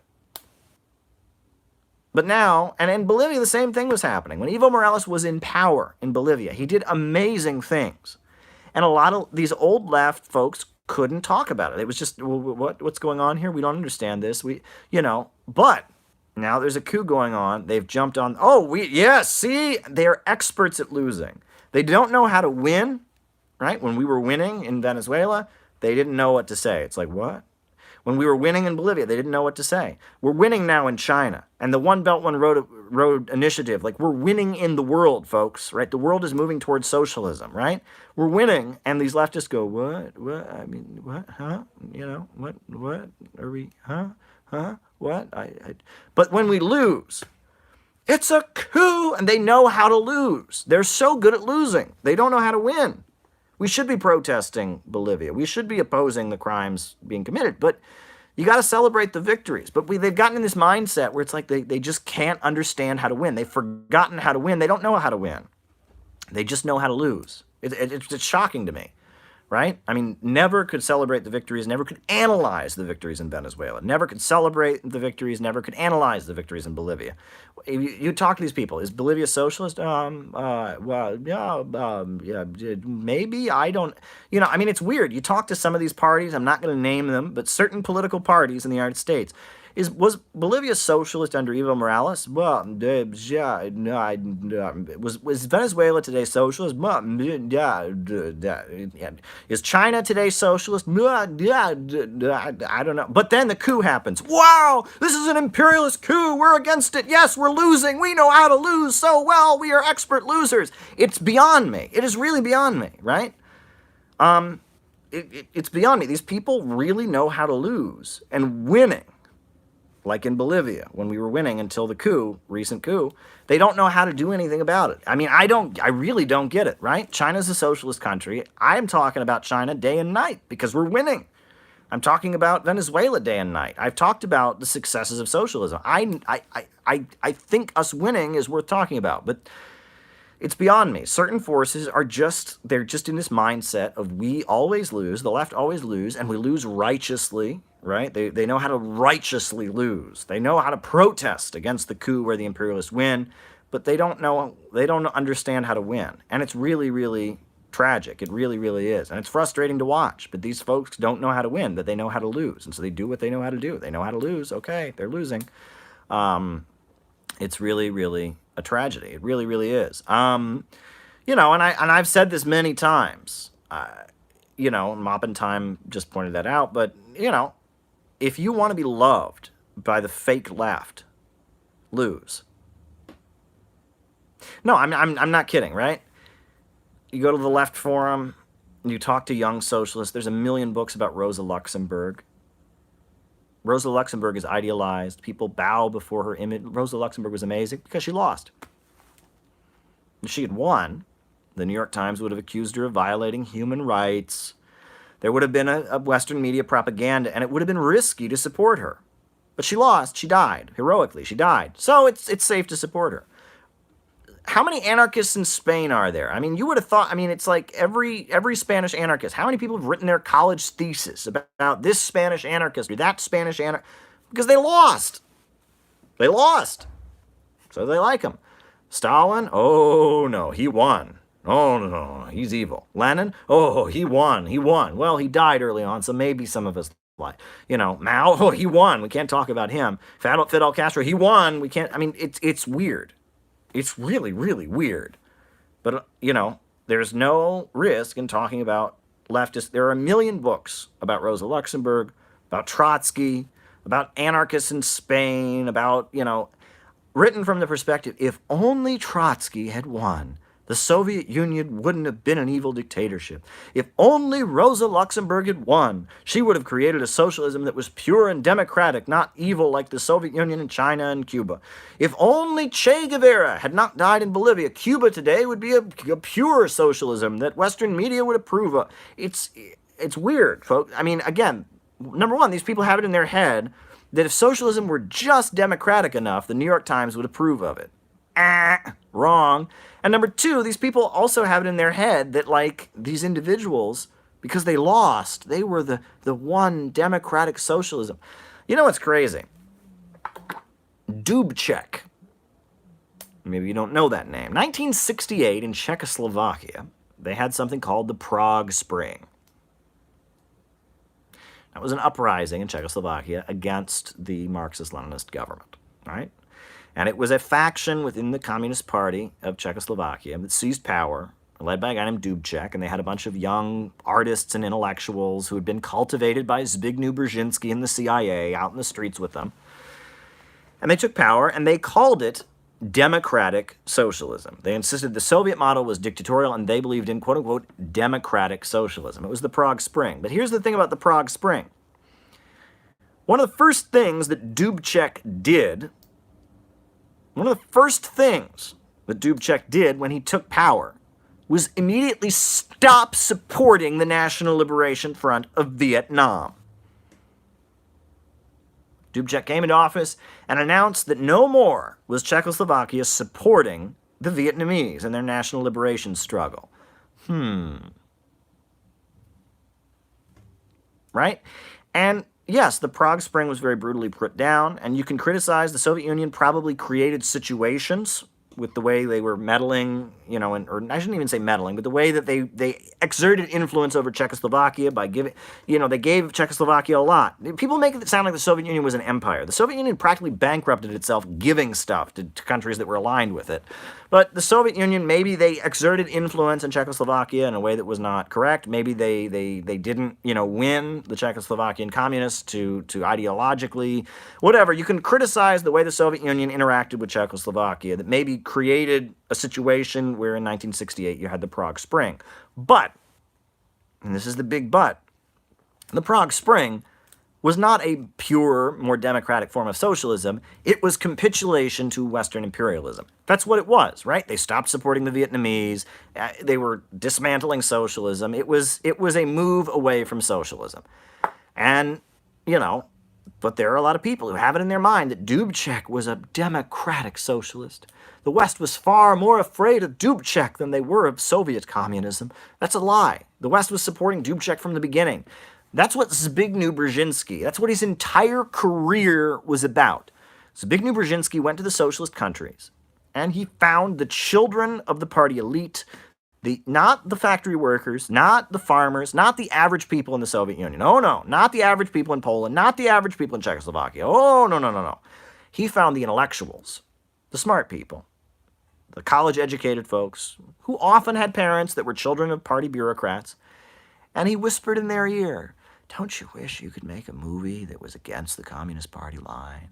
Don't you wish that you could read anti-communist books? Don't you wish you could have Beatles albums? Don't you wish you could have blue jeans? Look at America. Everyone in America is just dancing and partying all day long and wearing blue jeans and smoking marijuana and using LSD. The USA is just this hippy-dippy fun land where everyone does drugs and does art all day long, and it's so amazing. And the only reason you don't have that is because of the evil Communist Party. And if you sign up with me and you work with me to help destabilize your country, Czechoslovakia and Poland and Russia will all just become hippy-dippy fun parks. And you'll be able to keep your guaranteed job and your guaranteed health care and your free education, but you'll be able to do drugs and listen to Beatles music and dance and party all day long. It'll be great." There's a book. I have it here, actually. The Aquarian Conspiracy. Published. This book is endorsed by all of the CIA's favorite intellectuals. Arthur Kessler, one of the co-authors of the CIA book, the anti-communist propaganda book, The God That Failed. You can go down the line. This book is endorsed by every CIA-linked intellectual ever. Came out in the 80s. And it's all about, the Aquarian Conspiracy, about how there's this uprising going on across the world. It's the Prague Spring. It's Eastern European intellectuals, and they're not pro-communist or anti-communist. They just want freedom and spirituality. And Zbigniew Brzezinski put this kind of stuff out there, and he suckered and manipulated people all across Eastern Europe. And all these young people that were marching had real grievances. They were mad that they couldn't, make the kind of movies they wanted or paint pictures that were anti-communist. That's fair, right? I think people should have artistic freedom. They had legit concerns. But Zbigniew Brzezinski was manipulating them because he wanted to destroy socialism. And after the fall of socialism in Eastern Europe, you saw these countries become economically looted. Economically looted. I mean, it was a disaster. All these people that were marching and supporting Boris Yeltsin in the early 90s and all that were convinced that they would keep their guaranteed job, keep their guaranteed health care, keep Russia being a booming economy, and they'd be able to wear blue jeans and listen to Beatles music and shop at Walmart and have, Western candy bars and Coca-Cola, right? They didn't understand that their real grievances were being manipulated by people who just wanted to destroy socialism, just wanted to destroy Russia because it existed. They didn't want any competitors. That's what was going on. And Zbigniew Brzezinski and the Prague Spring and all of that, it was called democratic. So it was all a facade. And in the 1990s, they won. These forces won. They took over. Factions of the Communist Party had been duped by these people, and the military, and country after country after country. East Germany, Czechoslovakia, Poland, Romania, Albania, country after country, these people took over. And what they created was capitalism like you wouldn't believe. And it was poverty, and it was mass death, and it was suffering. It was a manipulation, right? The Aquarian conspiracy, this kind of ideology, the synthetic left ideology, not only was it a distortion of Marxism in Western countries, it was a way to manipulate the intellectual class, the intellectual strata, I should say, not class, the intellectual strata in Eastern Europe. That's what was going on. Right? It was a way to undermine socialism, and it was a way to undermine Marxism in the West and distort left-wing thinking. The synthetic left is a disaster. I mean, my book, I have a whole section, The Synthetic Left, City Builders and Vandals in Our Age. I document it all. I quote CIA documents that have been public. I quote, CIA.gov. I quote all kinds of stuff to prove this, right? Zbigniew Brzezinski. That's who Brzezinski is. Zbigniew Brzezinski, he's now dead, but his daughter, Mika Brzezinski, is on Morning Joe. And this is who the fake left are. They are manipulators, right? They are manipulators. And this is what you need to understand. Zbigniew Brzezinski. And people, first of all, can I back up here? Zbigniew Brzezinski was Polish, born in Poland, Polish-American, Roman Catholic, but many times, I have been told by people that mentioning Zbigniew Brzezinski is anti-Semitic. Well, first of all, just mentioning somebody who did something bad, who happens to be of a certain ethnicity, does not make you a bigot, right? If I were to say that because of their ethnicity they did it, that's one thing. But on top of that, Zbigniew Brzezinski is not Jewish. But I swear, many times I have been told that referencing Zbigniew Brzezinski is an anti-Semitic conspiracy theory. He's a Polish Catholic. It's beyond me. It really, really is beyond me. In fact, not only was Zbigniew Brzezinski a Polish Catholic, but one of the main methods he used was using the Vatican, right? I mean, in Poland, the Solidarność and the dock workers and that whole thing, they used the Vatican for all of this, right? The Catholic Church was very key in the color revolutions of the 80s, for goodness sakes. So how in the world is it anti-Semitic to mention Zbigniew Brzezinski? I mean, it was, he was Roman Catholic, and he was working with the Catholic Church, for goodness sakes. I mean, anyway, but I mean, you have to be aware of this, and this is why, folks, this is why we can't play by the left book rules. This is who writes the left book rules, folks. These folks. The folks that say, well, you can't defend, so it's beyond me. They say that if you don't support the Hong Kong protesters, you're racist. Have you seen what these Hong Kong protesters have said about various black people in the United States? These Hong Kong protesters are about the most racist people ever. But no, on the internet, in the internet left book culture, brought to you by these people, if you don't support the Hong Kong protesters, you're white-splaining. Who are you as a white person to not support the Hong Kong protesters?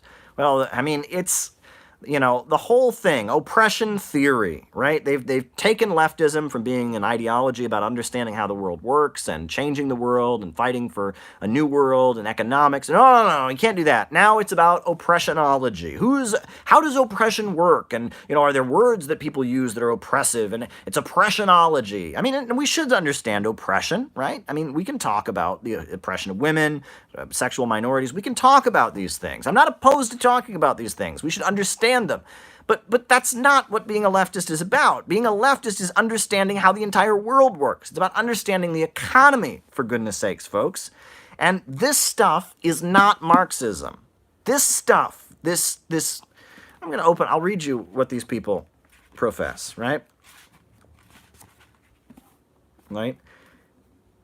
This is from the back of this book. A great shuddering, irrevocable shift is overtaking us. It is not a new political, religious, or economic system. It's a new mind. a turnabout in consciousness, in critical numbers of individuals, a network powerful enough to bring about radical change to our culture. This network, the Aquarian conspiracy, has already enlisted the minds, hearts, and resources of some of our most advanced thinkers in steadily growing numbers from every corner of American society. This immensely and powerful, wide-ranging character of human possibility, Marilyn Ferguson describes how this underground network is creating a different kind of society based on a vastly enlarged concept of human potential. Yeah, this is, and it's not communist or anti-communist. It's a new mindset. It's peace. It's inner liberation. It's Om. This is not Marxism. This is not Marxism. Folks,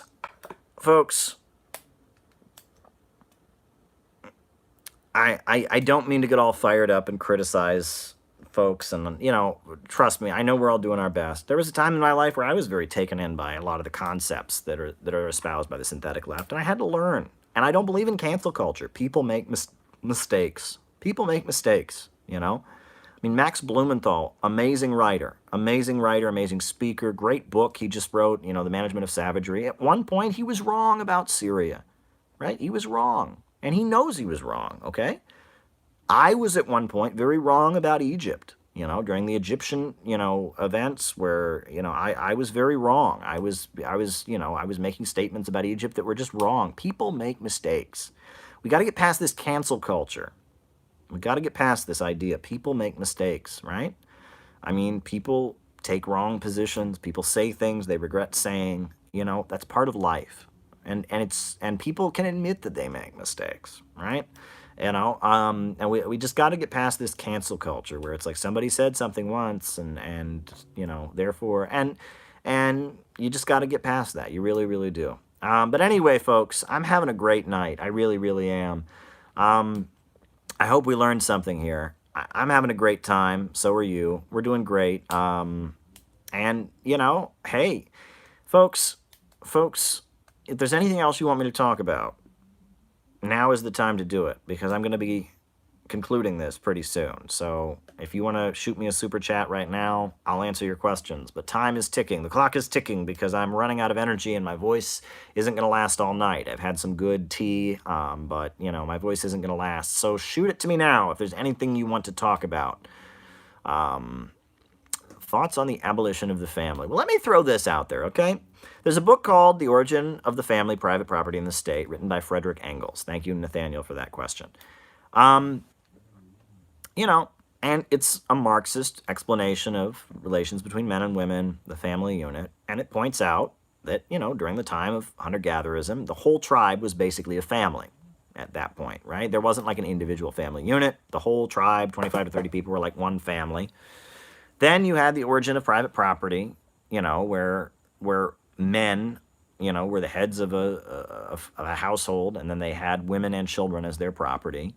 In some societies, they have men can marry multiple women. In some societies, they can only marry one woman. Now we have gay marriage. And the message of the book, The Origin of the Family, Private Property, and the State, is a correct message, which is that there is no sacred set in stone institution, right? Family, the concept of family, has existed in different ways, in different times, and in different places throughout the history of human civilization, and it's linked to the economy.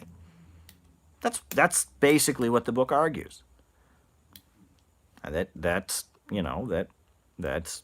the concept of family has changed over time, and it's linked to the economic situation and the level of economic development.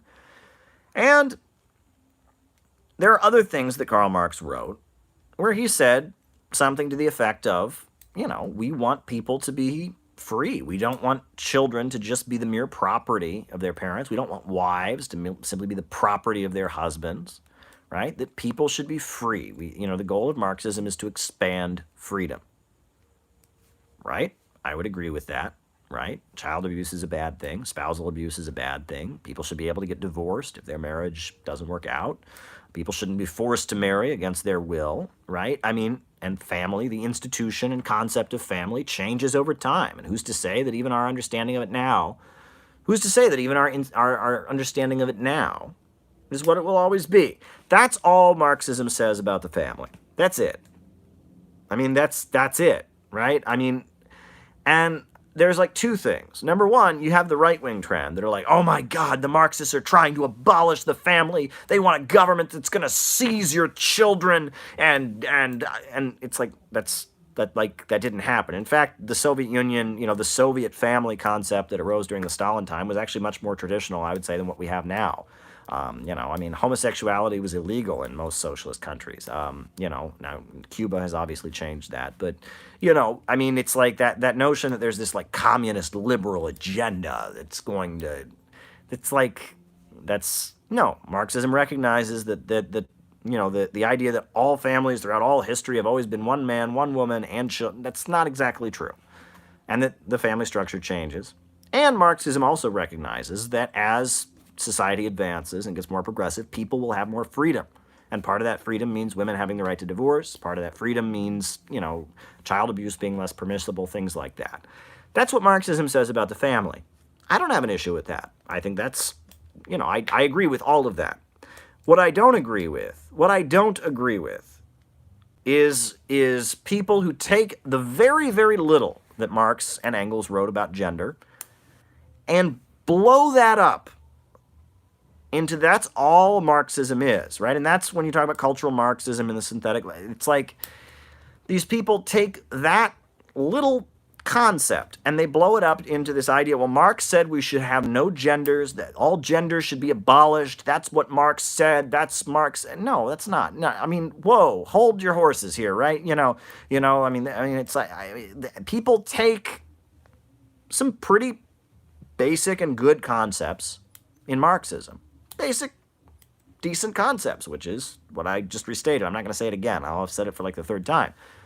And they blow them up to what all of Marxism is. Marxism becomes this grand project to completely destroy the concept of gender and break apart the family unit, and we're going to reconstruct society to be without any traditional norms, and that's not what Marxism is either. Okay? The right-wing conspiracy, and it's kind of hilarious, right? The right and the left both read Marx wrong. The right says, Marxism is a vast conspiracy. Marxism is a vast conspiracy to overthrow the, and the weird, like, cultural gender theory folks say, Marxism should be a vast conspiracy to overthrow. It's not. Marxism understands. Marxism is an explanation of how the family develops. It's a belief that people should have more freedom. It's a belief that family structures change based on changing economy as society changes. That's about it. And I think people should have more freedom. I think it's true that the concept of family has evolved and changed in different situations. That's what I take from it. Someone asked me, quote, how do we overthrow U.S. intelligence? That's a very strange question. I'm not interested in overthrowing intelligence. I don't quite understand what that means. The intelligence agencies are a big part of the U.S. government apparatus, but so is the military. I mean, I favor a peaceful transition to socialism. I'm an optimist, and Marxists have always favored a peaceful transition to socialism. I would like to see more socialist policies enacted. I'd like to see, people who understand Marxism and anti-imperialism and socialism elected to office. I would like to see people build community organizations and community assemblies that exercise popular power. I would like to see a peaceful democratic transition towards socialism. And that would probably include either the legal abolition of the intelligence agencies or a change in the intelligence agencies, right? I mean, as I read to you, as societies change, right? In Bolivia, in Venezuela, they've changed the nature of the police, and that includes changing the nature of the intelligence agencies. I would like to see the intelligence agencies work in a way that is to the benefit of all society, right? I would like to see, and as the USA would move towards socialism, the nature of our intelligence agencies would change with it. right? I mean, or it would be abolished. I mean, I know that the Socialist Party USA, in its platform, has long called for the abolition of the CIA. Well, maybe you would have to abolish the old ones legally and just, legally abolish them and create new ones. I don't quite know what the answer to that is, but I don't see them as a separate entity, I guess. Does that answer the question? I don't see them as a separate entity. This is a question about when you say how do we overthrow intelligence, it's not about overthrow, it's about changing society. I would like to see the nature of U.S. society change. That's what I would like. Someone asked me, a woman or a person calling themselves Mao asked me, what are my favorite drinks? Well, we all know Diet Coke. I am totally addicted to Diet Coke. I do like orange juice. That's a good drink. I have ice in my orange juice because it like waters it down and it makes it colder. I like orange juice. I was just drinking some tea now because my throat has been sore. So there you go. Hope that answers your question. I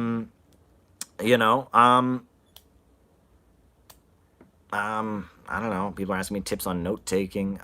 You mentioned The Future is Up to Us by Nelson Peary. What are your thoughts on it? It's a great book. A very good book. I really like that book. I like it a lot. Great book. It understands the economics of Marxism very much. I'm a big fan of Nelson Peary's writing. Not just that book, by the way. I really also like, I like his book, Black Radical, which is his story of being in the Communist Party after the Second World War, getting kicked out of the Communist Party for defending black nationalism, forming the Provisional Organizing Committee, and it's a great book. Nelson Peary is a great writer.